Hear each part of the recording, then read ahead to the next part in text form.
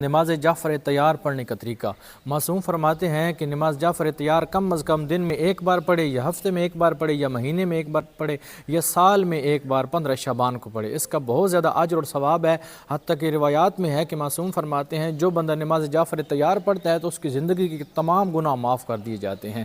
یہ 4 رکعت نماز ہے، 2 کر کے پڑھنی ہے۔ نیت کرنی ہے 2 رکعت نماز جعفر تیار پڑھتا ہوں قربتاً الی اللہ۔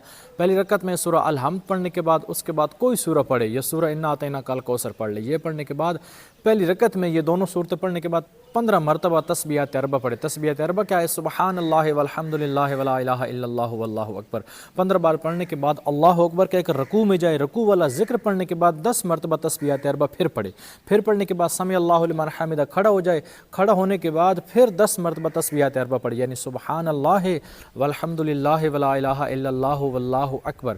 پھر سجدے میں جائے، سجدے والا ذکر پڑھنے کے بعد 10 مرتبہ پھر تسبیحات اربع پڑھے، سجدے میں پڑھنے کے بعد پھر اٹھ کر بیٹھے، استغفر اللہ ربی واتوب الیہ کہے، پھر آپ 10 مرتبہ تسبیحات اربع پڑھیں، پھر اللہ اکبر کہہ کر سجدے میں جائے، سجدے والا ذکر پڑھنے کے بعد پھر 10 مرتبہ تسبیحات اربع پڑھے، پھر اٹھ کر بیٹھے، اللہ اکبر کہے، پھر 10 مرتبہ تسبیحات اربع پڑھے۔ یہ ایک رکعت میں 75 دفعہ جو ہے تسبیحات اربع پڑھے، پھر اٹھ جائے دوسری رکعت کے لیے، دوسری رکعت ہی بالکل ایسے پڑھے جو پہلے رکعت پڑھی ہے۔ 2 رکعتیں پڑھنے کے بعد پھر 2 رکعتیں اسی طریقے سے پڑھے۔ اس کے اتنا ثواب ہے کہ تمام زندگی گناہ معاف ہوتے ہیں اور نیکی اعمال میں درج ہوتی ہیں۔